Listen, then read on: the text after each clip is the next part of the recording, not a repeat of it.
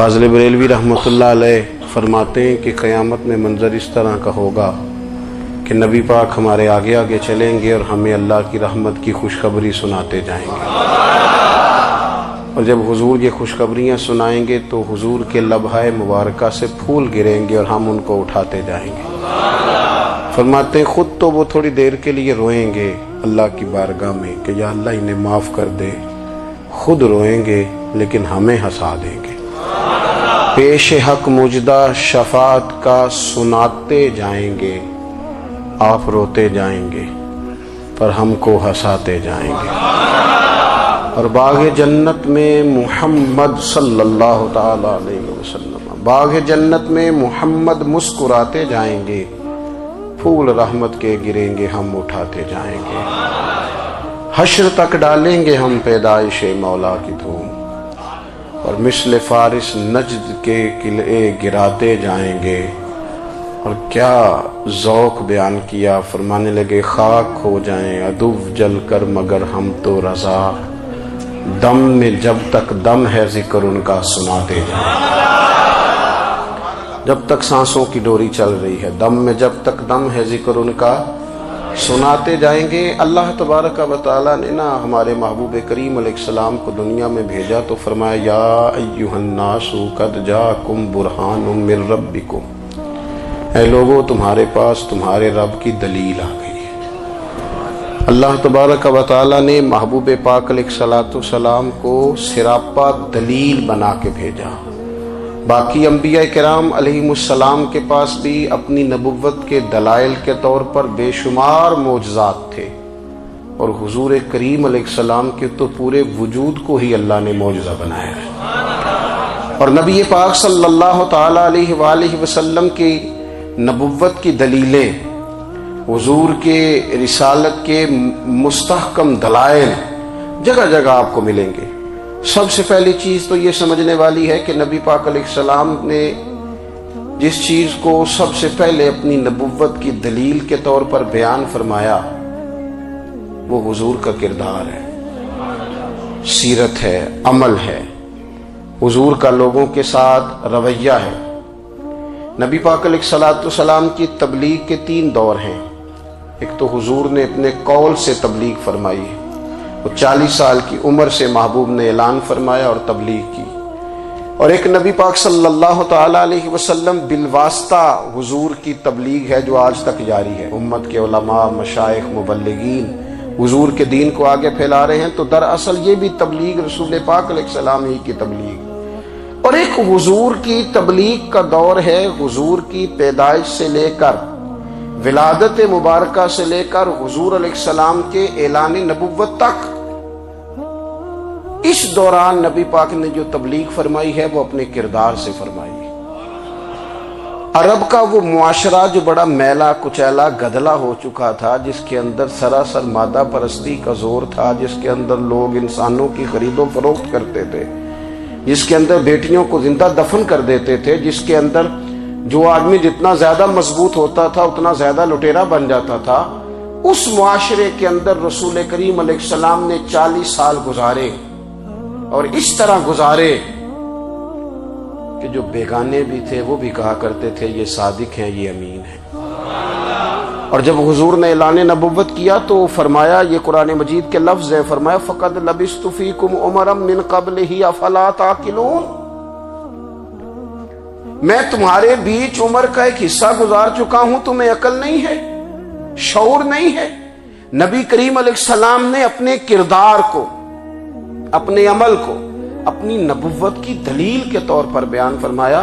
وہ تو حضرت حلیمہ بھی فرماتی ہیں نا، جب میں نبی کریم علیہ السلام کو اپنے گھر لے گئی تو میرا اپنا بچہ بھی دودھ پیتا تھا، 2 میرے بیٹے ہو گئے، ایک میری یہ نسبی اولاد اور حضور میری رضائی اولاد۔ تو کہتی ہیں جب میں کریم محبوب علیہ السلام کو اپنے سینے سے لگاتی تھی تو حضور میرے ایک پستان سے دودھ پیتے تھے اور دوسرا اپنے بھائی کے لیے چھوڑ دیا کرتے تھے۔ یہاں سے رسول کریم علیہ الصلوۃ والسلام نے کردار کے ذریعے تبلیغ، اور پھر اعلان نبوت سے پہلے ایک تنظیم عرب کے جوانوں پر، عرب کے سرداروں پر مشتمل بنائی گئی، جس میں نبی کریم علیہ الصلوۃ والسلام نے بڑا حصہ لیا سرکار نے، اور بڑے اہم لوگوں کو شعور حضور نے عطا فرمائے، وہ اس جماعت کا فیصلہ تھا کہ ہم سارے جوان، سارے بڑے لوگ ملیں گے۔ یہ حضور کے اعلان نبوت سے پہلے کی بات ہے۔ ہم بڑے لوگ ملیں گے، کسی بڑے کو کسی چھوٹے پر ظلم نہیں کرنے دیں گے، کسی آدمی کو کسی غریب کا حق نہیں کھانے دیں گے۔ حضور علیہ السلام نے نا اپنے کردار سے، اپنے عمل سے، اور آپ کا جو عمل ہوتا ہے نا وہ اصل ہوتا ہے۔ ایک ہوتا ہے آپ کوئی بات کرتے ہیں اور ایک ہوتا ہے کہ آپ کوئی عمل کرتے ہیں۔ آپ جب عمل کرتے ہیں تو عمل کے ذریعے بھی لوگوں تک بات پہنچتی ہے کہ دراصل آپ کا اٹھنا بیٹھنا چلنا پھرنا کیا ہے۔ میرے رسول کریم علیہ الصلوۃ والسلام کا اٹھنا بھی ایک نبی کا، بیٹھنا بھی ایک نبی کا، بات کرنا بھی ایک نبی کا، معاملات زندگی کرنا بھی ایک نبی کا، لین دین کرنا بھی ایک نبی کا۔ ایک شخص کہتے ہیں میں نے اعلان نبوت سے پہلے حضور علیہ السلام سے کوئی چیز خریدی تھی اور میں نے عرض کیا تھا آپ یہاں تشریف رکھیں، میں پیسے لے کے آتا ہوں۔ میں 3 دن کے بعد آیا۔ دیکھو یہ بات کرنی کتنی آسان ہے، بولنی کتنی آسان ہے، پر 3 دن یہاں میرے بھائی کو کسی شخص کو 2 گھنٹے انتظار کرنا پڑ جائے تو لوگ کہتے ہیں الانتظار اشد من القتل، یہ تو قتل سے زیادہ تکلیف والا معاملہ ہے منتظر رہنا کسی کا۔ کہتے 3 دن کے بعد میں آیا تو میرے رسول کریم وہیں تشریف فرمایا، بس اتنا فرمایا یار تم نے مجھے بڑی تکلیف میں ڈال دیا، 3 دن ہو گئے یہاں رکے ہوئے۔ تو حضور نے اپنے کردار کو، اپنے عمل کو، اپنے معاملات کو سب سے پہلے اپنی نبوت کی دلیل کے طور پر پیش کیا۔ کسی نے کیا خوب کہا تھا کہ جو تیری جان کے دشمن ہیں وہ بھی کہتے ہیں، وہ جو تیری جان کے دشمن ہیں، بظاہر تو آئے ہیں نا ہجرت کی رات جان لینے، لیکن امانتیں حضور کے گھر میں رکھی ہوئی ہیں، امانتیں کاشانہ نور پہ پڑی ہیں۔ وہ جو تیری جان کے دشمن ہیں وہ بھی کہتے ہیں کہ امین تو ہے اور صداقت کی آبرو تو ہے، امین بھی تو ہے، صداقت کی آبرو تو ہے۔ تو پہلے کردار، پھر دوسری بات، اللہ تعالیٰ نے اپنے محبوب علیہ الصلوۃ والسلام کو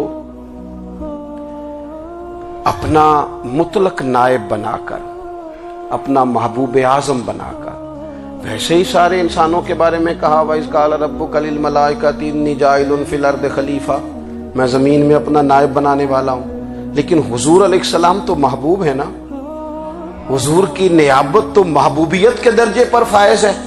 تو رسول پاک کو رب کریم نے اس طرح کا بنا کے بھیجا کہ حضرت عبداللہ ابن رواحہ رضی اللہ تعالیٰ عنہ بیان فرماتے ہیں کہ اگر حضور کوئی معجزہ نہ بھی دکھاتے، نبی کریم علیہ السلام سے کوئی اعجاز لوگ نہ بھی دیکھتے، تو محبوب کا تو چہرہ ہی اس طرح کا تھا، لوگوں نے دیکھتے جانا تھا اور کلمہ پڑھتے جانا تھا۔ لیکن باوجود اس کے میرے رسول پاک کا اعجاز یہ ہے، کمال یہ ہے کہ حضور کبھی اشارہ کر دیں تو چاند 2 ٹکڑے ہو جائے، کبھی دعا مانگ دیں تو ڈوبا ہوا سورج واپس آ جائے، کبھی محبوب گزرنے لگے تو پتھر آپ پر سلام پڑے، کبھی حضور پہاڑ پر چڑھ جائیں تو پہاڑ وجد میں آ کر جھومنے لگے، محبوب کا کبھی نماز پڑھاتے ارادہ بن جائے تو اللہ تعالیٰ قبلے کا رخ ہی تبدیل فرما دے۔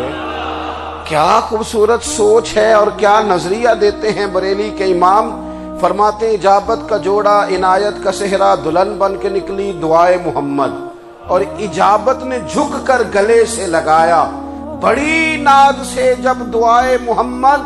دیکھو خدا کی رضا چاہتے ہیں دو عالم، خدا چاہتا ہے رضائے محمد صلی اللہ تعالی علیہ وسلم۔ اور ایک مقام پہ فرماتے ہیں نائب دست قدرت پہ لاکھوں سلام، نائب دست قدرت پہ لاکھوں سلام۔ تو اللہ تعالیٰ نے نبی پاک صلی اللہ تعالی علیہ وسلم کو جو اعجاز۔ پھر ایک اور بات، حضور امی ہے،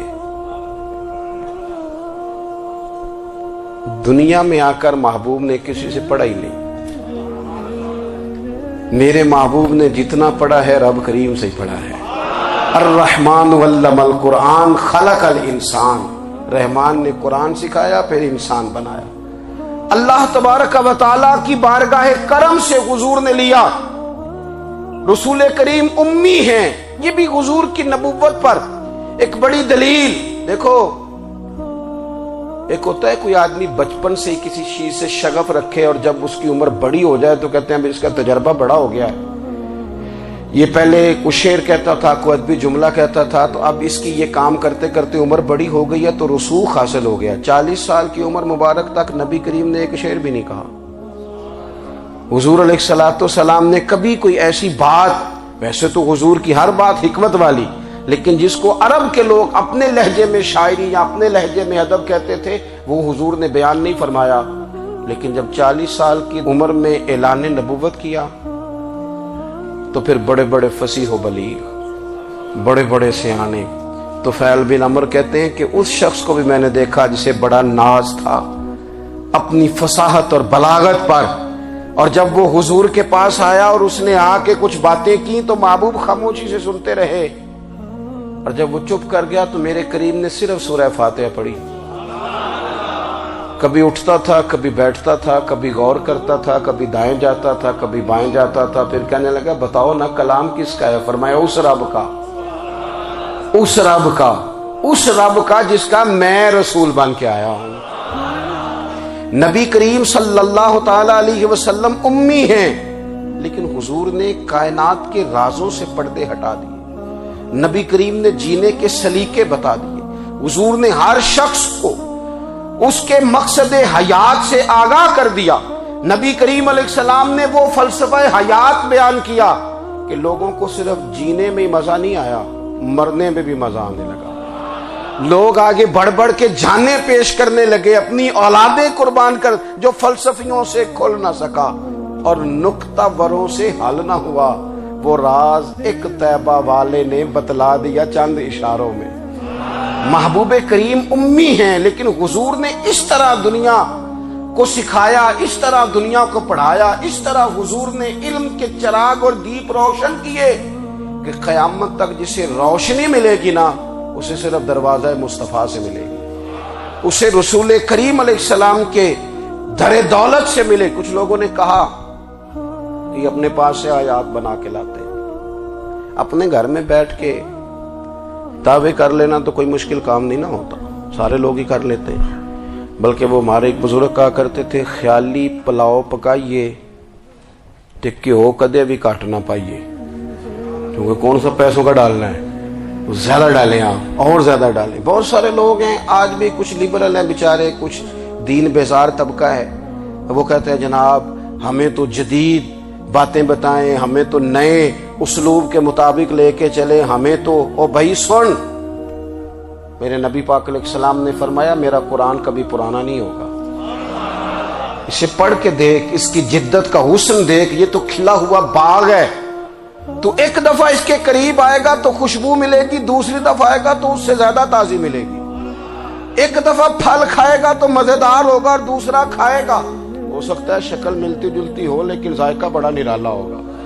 تو وہاں تو صحیح نا، جب کچھ لوگوں نے کہا یہ خود سے بنا کے آیات لاتے ہیں تو فرمایا وَإِن كُنتُمْ فِي رَيْبٍ مِّمَّا نَزَّلْنَا عَلَىٰ عَبْدِنَا فَأْتُوا بِسُورَةٍ مِّن مِّثْلِهِ، اگر تمہیں کوئی شک ہے اس میں جو ہم نے اپنے بندہ خاص میں نازل کیا ہے تو تم بھی اس جیسی ایک آیت بنا کے لاؤ۔ اور چلو چیلنج کھلا ہی دے دیا، فرما وَادْعُوا شُهَدَاءَكُم مِّن دُونِ اللَّهِ،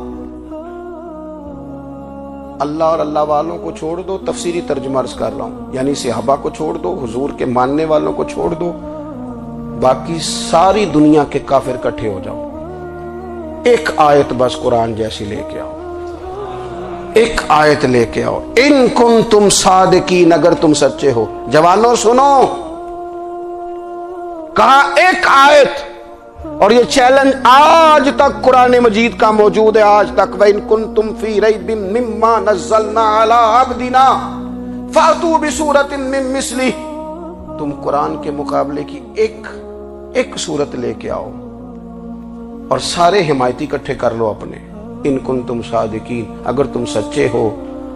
جواب تو ادھر سے آنا تھا نا، لیکن کائنات کے رب نے جواب بھی خود دیا، فرمایا فَإِن لَّمْ تَفْعَلُوا وَلَن تَفْعَلُوا، اگر تم نہ لا سکے، اور فرمایا تم لا سکتے بھی نہیں، اگر تم نہ لا سکے اور تم لا سکتے بھی، نہ خنجر اٹھے گا نہ تلوار تم سے، یہ بازو میرے آزمائے ہوئے ہیں، وَلَن تَفْعَلُوا، تم لا بھی نہیں سکتے، فَاتَّقُوا النَّارَ الَّتِي وَقُودُهَا النَّاسُ وَالْحِجَارَةُ، پھر اس آگ سے ڈر جاؤ جس کا ایندھن آدمی اور پتھر ہے۔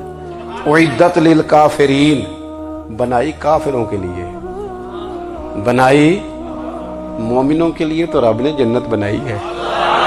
اعدت للکافرین، یہ دوزخ اللہ نے کن کے لیے بنائی ہے؟ اعدت للکافرین کہتا ہے کافر کے لیے بنایا۔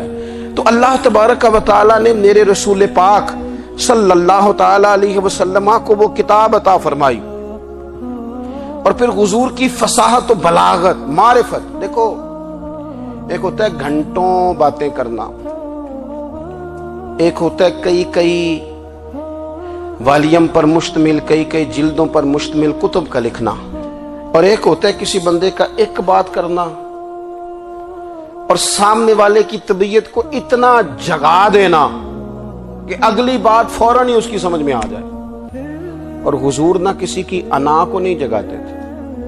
ہم بعض اوقات کسی سے خطاب کرتے ہیں، بات کرتے ہیں تو سامنے والے کی انا کو جگا دیتے ہیں، ٹھیس پہنچاتے ہیں، وہ کہتا ہے چل پھر تگڑا ہو جا میں بھی آیا۔ حضور انا نہیں جگاتے تھے، میرے نبی پاک ضمیر جگاتے تھے تاکہ وہ شخص فیض حاصل کر سکے، اسے کچھ ملے۔ نبی کریم کا جو انداز تکلم ہے وہ اس طرح کا ہوتا تھا کہ انسان خود بخود کھل اٹھتا تھا کہ مطلب یہ بات ہونے کیا لگی ہے، مطلب حضور کیا فرمانے لگے۔ نبی کریم صلی اللہ تعالی علیہ وسلم ایک دن محبوب کریم نے صحابہ کے پیچھے حضور کی فصاحت و بلاغت دیکھے، فرمایا محبوب نے کتنا نادان ہے وہ شخص جو اپنے ماں باپ کو گالی دے۔ کھلی ہو گئی لوگوں کی آنکھیں، کان کھڑے ہو گئے کہ یا رسول اللہ کون ایسا بدبخت ہے جو ماں باپ کو گالی دے گا۔ اب جب سوالات ذہنی سطح پر پوری طور پر ابھر گئے نا، تو اب رسول کریم نے بات سمجھائی۔ یہ ہے فصاحت و بلاغت، تیرے آگے ہیں یوں دبے لچے فصحاء عرب کے بڑے بڑے، کوئی جان منہ میں زبان نہیں بلکہ جسم میں جان نہیں۔ یا رسول اللہ کون ایسا نالائق ہے جو ماں باپ کو گالی دے؟ اب جب ذہنی سطح یہاں تک ابھر آئی تو اب حضور نے سمجھایا، فرمایا جب تم کسی کے ماں باپ کو گالی دو گے نا تو وہ بھی تو جواب میں تمہارے ماں باپ کو دے گا نا، تو فی نفس ہی یہ تم نے خود ظلم کیا ہے اپنے ماں باپ پر۔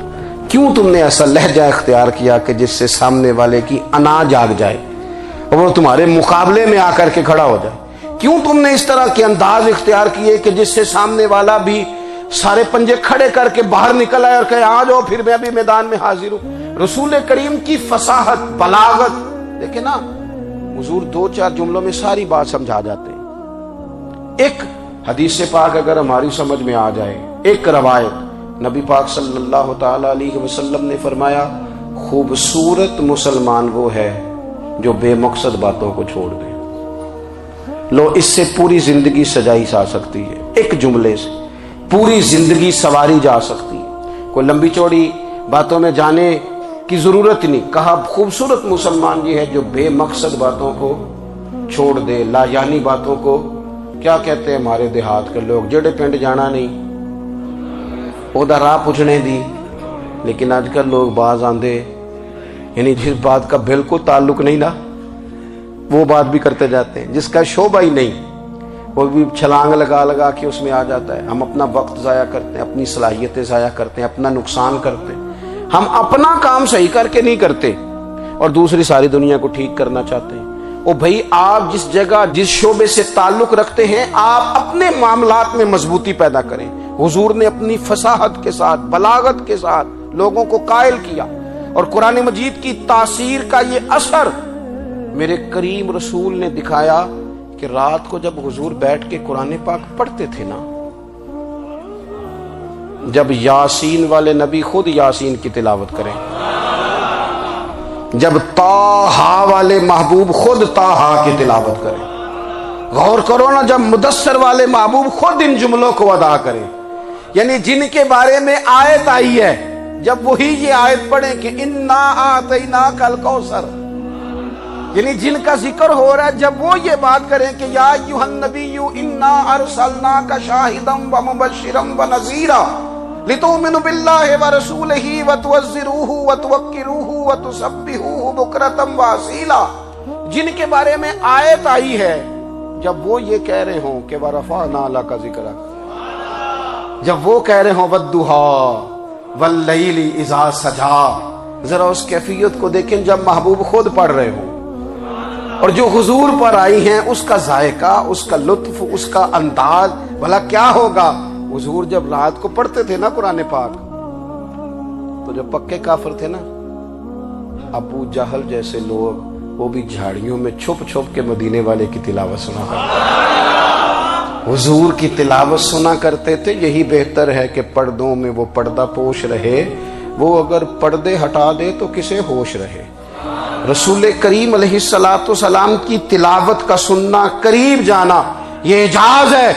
حضرت فاروق اعظم کہتے ہیں میں طبیعت کا بڑا ڈاڈا تھا، مزاج کا بڑا سخت تھا، زندگی ہمیشہ ڈٹ کر گزاری، باتوں پر کھڑا رہنا آتا تھا، پر جب میری بہن نے مجھے چند آیتیں سنائی نا تو میں تڑپ ہی گیا. گھروں آیا سا مار مقامنے نو، ہن مینو مار دے لے چلو. اوے متے عمر دی عمر برباد ہو جائے، جتھے عمر سوار دے لے چلو. یہ اعجاز ہے رسول کریم صلی اللہ تعالی علیہ وسلم پر نازل ہونے والی کتاب کا. پھر حضور نے خبریں دی، نبی پاک نے خبریں دی. حضور نے فرمایا روم فتح ہوگا، وہ ہوا. نبی کریم علیہ السلام نے فرمایا شام فتح ہوگا، تو شام فتح ہوا. فرمایا ایران فتح ہوگا، تو ایران فتح ہوا. سراقہ بن مالک کہتے ایک گاؤں پر بھی مسلمانوں کی حکومت نہیں تھی، ایک گاؤں پر. حضور مکہ مکرمہ سے نکل رہے تھے، مدینہ طیبہ تشریف لے جا رہے تھے، ابھی راستے میں تھے. میں 100 سرخ اونٹوں کے لالچ میں معاذ اللہ حضور کو گرفتار کرنے پہنچ گیا. محبوب نے حکم دیا، حضور کا معجزہ میں نے آنکھوں سے دیکھا. میرا گھوڑا زمین میں دھستا چلا گیا، میں نے معافی مانگی، حضور نے معاف کر دیا. میں نے سمجھا اچانک ہو گیا ہے. یہ منوانا بھی بڑا مشکل کام ہے. شجر و حجر پہچان گئے، انسان کی نظروں میں شاکی رہا. یہ کچھ ایسے لوگ ہیں جن کو منوانا توبہ توبہ، ماننے کو تیار نہیں، دیکھ دیکھ کے بھی ماننے کو تیار ہے نہیں، ماننے کو تیار ہی نہیں. کہتے ہیں کہ میں نے پھر چاہا آگے بڑھنا، تو پھر زمین کے اندر میرے گھوڑے کے پیر دھنسنے لگے. پھر معافی مانگی. کریم تیرے معاف کرنے کی ادا پہ بھی قربان جائیں. یہ نہیں فرمایا کہ تو بار بار یوں ہی کرتا ہے، فرمایا معافی مانگتا ہے، جا میں نے معاف کیا. کہتے ہیں 3 دفعہ میں آگے بڑھا، 3 دفعہ حضور نے معاف کیا. تو مسکرا کے فرمانے لگے تو یہاں مجھے گرفتار کرنے آیا ہے، وہ کیسر روم کا علاقہ فتح ہوگا.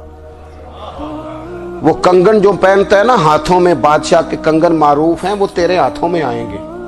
اللہ کرے آپ سمجھیں. یہ جو لوگ ڈری ڈری سہمی اور ہمارے بچے مایوسی کی معاذ اللہ باتیں کرتے ہیں، وہ دیکھیں حضور کس طرح کی گفتگو فرماتے ہیں. ابھی ایک گاؤں پر بھی اسلام کی حکومت نہیں، لیکن حضور کا خبر دینے کا انداز. کریم فرمانے لگے وہ کیسر روم کے جو کنگن ہوں گے وہ تیرے ہاتھوں میں آئیں گے. جناب سراقہ بن مالک فرماتے ہیں کہ میں مسلمان ہو گیا، حضور کا وصال ہو گیا، کنگن نہیں آئے. حضرت ابوبکر صدیق کا وصال ظاہری ہو گیا، کنگن نہیں آئے. جناب عمر کا دور آ گیا، سراقہ بوڑھے ہو گئے. کوئی بندہ پوچھتا نا کہ اب تو عمر ڈھل گئی ہے، زندگی کا پتہ نہیں. کہنے لگے نہیں میں نہیں جاتا، جب تک کنگن نہیں آتے اسرائیل کوئی نہیں آئیں گے. کیونکہ ساڈے نبی دی زبان ساڈے واسطے قرآن. جو دن کو کہہ دیا دن ہے تو دن نکل آیا، جو شب کو کہہ دیا شب ہے تو رات ہو کے رہی.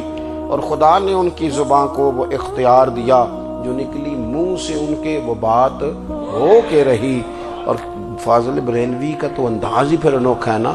وہ تو کہتے ہیں وہ زبان جس کو سب کن کی کنجی کہیں، جس کو سب کن کی کنجی کہیں، اس کی نافذ حکومت پہ لاکھوں سلام. کہنے لگے نہیں آتے. حضرت اسرائیل فکر نہ کرو، بوڑھے ہو گئے تھے، نکلنا گھر سے بند کر دیا تھا. حضرت عمر کا دور تھا، کنگن آ گئے. حضرت فاروق اعظم نے ان کے پوتوں سے، نواسوں سے، بچوں سے کہا جاؤ بلا کے لاؤ. کا دادا جان بوڑھے ہیں. پھر میں تم کان میں کہہ دینا کنگن آ گئے، پھر تم دیکھنا تو صحیح. پھر حضرت سراقہ آئے. حضور نے جو خبریں دی، نبی پاک علیہ الصلوۃ والسلام نے جو گزشتہ قوموں کے احوال بیان کیے. اور پھر میرے نبی پاک علیہ الصلوۃ والسلام نا دنیا میں عزتیں دینے آئے. عزتیں، یہ مزاج ہمیں کم کرنا چاہیے. یہ جو ہم ساری زندگی اس کام میں لگا دیتے نا کسی کو نیچا کیسے دکھانا ہے، یہ انداز حضور نے نہیں ہمیں دیا۔ آپ دیکھو حضور تشریف لائے تو ہمیں پتہ چلا کہ حضرت یوسف جیسا سونا کوئی نہیں، حضور تشریف لائے تو ہمیں پتہ چلا کہ حضرت داؤد جیسی خوبصورت آواز کسی کی نہیں، حضور تشریف لائے تو ہمیں پتہ چلا کہ جناب عیسیٰ علیہ السلام کا فقر اختیاری کس طرح کا تھا، محبوب تشریف لائے تو ہمیں پتہ چلا کہ حضرت موسیٰ کا جلال کس طرح کا تھا۔ یہ تو حضور آئے تو نبی پاک علیہ السلام نے اس کی بھی عظمت بیان کی، اس کی بھی شان بیان کی، حضور نے بتایا کہ ابو بکر صدیق کی شان کیا ہے، فاروق اعظم کا مرتبہ کیا ہے، عثمان غنی کی حیا کیا ہے، مولا علی کی شجاعت کیا ہے، اہل بیت نبوت کی عظمت کیا ہے۔ حضور آئے عزتیں دینے، ماں کو عزت دی مدینے والے رسول نے، کہا جس کا باپ راضی ہو گیا اس کا رب راضی ہو گیا۔ فرمایا جو 2 بیٹیاں 3 بیٹیاں 4 بیٹی بہنیں یا 1 بیٹی یا بہن بیاہ کے آ گیا نا، اس طرح میری 2 انگلیاں جڑی ہوئی ہیں، میرے ساتھ جڑ کے جنت میں جائے گا۔ رسول کریم صلی اللہ تعالی وسلم نے عزت دی، عزت دی۔ حضور عزتیں دینے، کوئی اعزاز نہیں، ان پڑھ بندہ ہے، سادہ ہے، غریب ہے، مزدوری کرتا ہے، ہاتھوں پہ چھالے، یا رسول اللہ اس کا بھی کوئی اعزاز ہے؟ قربان جائیں، میرے کریم نے عزت دی، فرمایا محنت کر کے روزی کمانے والا تو اللہ کا دوست ہے، یہ اینٹیں اٹھانے والا، یہ مشقتیں کرنے والا، یہ صبح دیہڑی پہ جانے والا، یہ بیچارہ جو اچار سے روٹی کھاتا ہے، تو نے ہر شخص کی قسمت میں یہ عزت لکھی اور آخری خطبے کی صورت میں وصیت لکھی۔ رسول کریم نے ہر بندے کو اعزاز دیا، عظمتیں دی، حضور عزتیں دینے آئے، نبی پاک علیہ السلام نے اعزازات دیے، حضور نے نوازا، یہ ساری چیزیں میرے رسول پاک کی تشریف۔ اور پھر یہ جو حضور کے صحابہ اور اہل بیت ہے نا، یہ بھی میرے نبی پاک کی نبوت کی دلیل ہے۔ اتنی جلدی انقلاب آیا نہیں کرتے، وہ کل تک جو رہزن تھے حضور نے راہبر بنا دیے، وہ لوگ جو کل تک ایک دوسرے کے گلے کاٹ کے کھاتے تھے، ایک دوسرے کو مارتے تھے، تکلیف پہنچاتے تھے، برادری ازم پہ لڑتے تھے، حضور نے بھائی بھائی بنا دیے۔ ایک پلیٹ میں کھانا کھانے لگے، سیدنا بلال حبشی، صہیب رومی، سلمان فارسی، حضور نے یوں کر کے ملا دیا۔ نبی کریم علیہ السلام نے تقسیمیں ختم کر دی دنیا میں، حضور کے صحابہ نے اپنا کردار اس طرح کا دکھایا، اتنا بلند کیا، اور صحابہ کرام علیہم رضوان اس کو دیکھ کر اتنی بلندیوں پہ گئے کہ گواہیاں اللہ کا قرآن دیتا ہے۔ فرمایا محمد الرسول اللہ والذین معہ اشداء علی الکفار رحماء بینہم تراہم رکعا سجدا یبتغون فضلا من اللہ ورضوانا۔ فرمایا یہ جو میرے محبوب کے ساتھ والے ہیں کافروں پر سخت ہیں، آپس میں نرم دل ہیں، تم جب بھی انہیں دیکھو گے سجدے کرتے دیکھو گے، رکوع کرتے دیکھو گے، تم انہیں دیکھو گے اللہ کی رضا کے متلاشی ہیں۔ انہیں ساری مادہ پرستی سے نکال کر محبوب نے رب کی رضا کے رستے پہ ڈال دیا۔ میرے نبی کریم سید عالم صلی اللہ تعالی علیہ وسلم کی نبوت کے دلائل کے طور پر یہ ساری چیزیں آئیں۔ بس میں بات سمیٹنے لگا ہوں۔ حضور کا جو اخلاق ہے نا، وہ بھی نبی کریم علیہ الصلوۃ والسلام کی نبوت کی بہت بڑی دلیل ہے۔ وَإِنَّكَ لَعَلَىٰ خُلُقٍ عَظِيمٍ۔ محبوب ہم نے آپ کو نا خلق عظیم کا مالک بنایا ہے۔ کچھ لوگ سمجھتے ہیں صرف آپ کا بولنے کا انداز ٹھیک ہو تو آپ با اخلاق ہیں۔ نہیں بھائی، بولنے کا انداز ٹھیک ہونا با اخلاق نہیں، سچ بولنا اخلاق کی علامت ہے۔ آپ کا حق بات کرنا اخلاق ہے، آپ کا صحیح گواہی دینا اخلاق ہے، آپ کا اللہ تعالیٰ کی طرف سے آزمائش آنے پر صبر کا مظاہرہ کرنا اونچا اخلاق ہے۔ رب نعمت دے تو آپ کا وجود ڈھلتا جائے شکر میں، یہ اخلاق ہے۔ رب کریم اگر آپ کو کسی وقت کسی آزمائش میں اپنی حکمت سے ڈالتا ہے تو عزت نفس کو برقرار رکھنا، خودداری کو برقرار رکھنا، یہ اخلاق۔ نبی پاک نے اعلیٰ ترین اخلاق کی بات بتائی، اعلیٰ ترین۔ حضور نے لوگوں سے بیعت لیتے وقت کہا تھا میرے ہاتھ پر بیعت کرو، چوری نہیں کرو گے۔ نبی پاک علیہ السلام نے مختلف امور پر بیعت لی۔ حضرت حکیم بن حزام کہتے ہیں حضور نے میرے ہاتھ پہ ہاتھ رکھ کے کہا میرے ہاتھ پہ ہاتھ رکھ کے بیعت کرو کہ کسی دنیا دار سے سوال نہیں کرو گے، خودداری سے زندگی گزارو گے، عزت نفس سے، جو رب نے تمہیں دیا ہے تم اس پر راضی رہو گے، لوگوں کی جیبوں کو ٹٹولنا، دوسروں کی دولتوں پہ راج کرنا، دوسروں کے مال پر نگاہیں ڈالنا اللہ کے حبیب نے پسند نہیں فرمایا۔ فرمایا بیعت کرو کہ تم کبھی کسی سے سوال نہیں کرو گے، حد ہو گئی۔ نبھانے والوں نے پھر اس عہد کو نبھایا اور کمال کر دی۔ حضرت حکیم بن حزام گھوڑے پہ بیٹھے تھے، ہاتھ میں درہ تھا، وہ زمین پہ گر گیا، قریب غلام کھڑا تھا، حضرت حکیم بن حزام خود گھوڑے سے اترے، درہ اٹھایا، دوبارہ گھوڑے پہ بیٹھے۔ غلام عرض کرنے لگا حضور مجھے بتا دیتے میں اٹھا کر دے دیتا۔ آنکھیں چمک اٹھیں، فرمانے لگے کیسے بتا دیتا، اپنے رسول سے وعدہ کیا ہے کبھی کسی سے سوال نہیں کروں گا، کبھی سوال نہیں کروں گا۔ اللہ کے محبوب نے ہمیں اعلیٰ اخلاقی قدروں کی بات ہمیں سکھائی ہے۔ ہم دیکھتے ہیں کہ بڑی جلدی 2 4 5 لوگوں کے غصہ دلانے پر ہم ساری اخلاقی حدوں کو کراس کر جاتے ہیں۔ دوستو ہمارا ایک ویژن ہونا چاہیے، ہمارے ذاتی رویے بڑے معتبر ہونے چاہیے، لین دین کے معاملات کے اندر مسلمانوں کو بڑا صاف ستھرا ہونا چاہیے۔ ہمیں اپنی معاشی زندگی میں روزمرہ کے معاملات میں ہماری توجہات کا مرکز صرف اللہ رسول کی ذات ہونی چاہیے۔ رب کریم نے اپنی حکمت سے کسی کو کتنا دیا ہے یہ اس کی حکمت کے تقاضے ہیں، ہمیں اس نے جس رنگ میں جس حال میں رکھا ہے ہمیں اپنے رب کی رضا پر بہت زیادہ مطمئن ہونا چاہیے۔ اچھا پھر ایک اور بات، جن چیزوں کو ہم نے دکھ بنایا ہے نا یہ تو وہاں دکھ تھا ہی نہیں، مہینہ مہینہ چولہا نہیں جلا، لیکن کسی جگہ اظہار غربت ہے حضور کی اولاد پاک کا یا صاحب کا یا ازواج کا، مہینہ مہینہ چولہا نہیں جلا، لیکن یہ اخلاق عالیہ کا حسن دیکھو، اپنے گھر مہینہ مہینہ چولہا نہیں جلا، جو مانگنے آیا اسے جھولی بھر کے عطا فرمایا، کوئی دروازے سے خالی نہیں گیا۔ عزیز بھائی اگر زندگی میں اخلاقی قدریں ہم اپنا لیں اور ہم تھوڑا تھوڑا کر کے اپنے آپ کو تبدیل کریں، ساری زندگی توجہ رہی کہ فلاں کیا کر رہا ہے فلاں کیا کر رہا ہے، تھوڑا سا گردن کو جھکا کے اپنے اوپر توجہ ڈالیں، اپنے آپ کو وقت دیں، حضور کے اخلاق عالیہ کی روشنی میں، تعلیمات حسنہ کی روشنی میں ہم اپنے کردار و عمل پر تھوڑی توجہ دیں۔ اس وقت بہت بڑی تعداد میں امت مسلمہ ہے، اور ایسا نہیں ہے کہ دولت نہیں ہے، دولت سے بھی سرشار ہیں، ہمارے ہاں بڑے بڑے انجینئر ہیں، بڑے بڑے ڈاکٹر ہیں، لیکچرار ہیں، ہمارے پاس بڑے بڑے ہاسپٹل ہیں، بڑا کچھ ہے، لیکن کردار و عمل کے بادشاہ، اپنی زندگی تقوی کی روشنی میں گزارنے والے ان لوگوں کی تعداد کم ہے۔ اگر کوئی آج بھی سارے کام نیک کرے لیکن جائیداد میں سے بیٹی کا حق رکھ جائے تو پھر اس نے کیا میلاد منایا ہے؟ اگر آج بھی جو 2 4 لوگ بیچارے اس کے زیر دست ہیں، ملازمین ہیں، ان کے ساتھ اس کا رویہ انتہائی سخت ہو تو اس نے کیا میلاد منایا؟ اگر آج بھی وہ برادری ازم کی بنیاد پر دوستیاں کرے اور چھوٹے بڑے کی وہ تقسیم رکھے، جسے حضور نے فرمایا کہ قبیلے تو تعارف کے لیے، ورنہ کسی عربی کو اجمی پر، گورے کو کالے پر کوئی فضیلت نہیں، اگر کوئی آج بھی اس برادری ازم کا قائل ہے پھر اس نے کیا میلاد منایا؟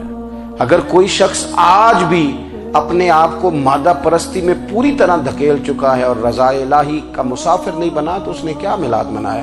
اپنی طبیعتوں میں روحانی تبدیلی اور وہ خاص افکار جو حضور اپنے غلاموں میں پیدا فرماتے ہیں، ان افکار کو پیدا کرنا، سوچوں کو بدلنا، سوچوں کو، نظریات کو بدلنا، اپنے روزمرہ کے معاملات کا جائزہ لینا کہ ہم کس طرح آگے بڑھ سکتے ہیں اور کس طرح ہم ایک بہترین امتی اور ایک بہترین مسلمان بن سکتے ہیں، اس پر توجہ دینا، یہ میلاد ہمیں سبق دیتا ہے۔ اللہ تعالیٰ مجھے اور آپ کو عمل کی توفیق عطا فرمائے۔ آخر دعوایا ان الحمدللہ۔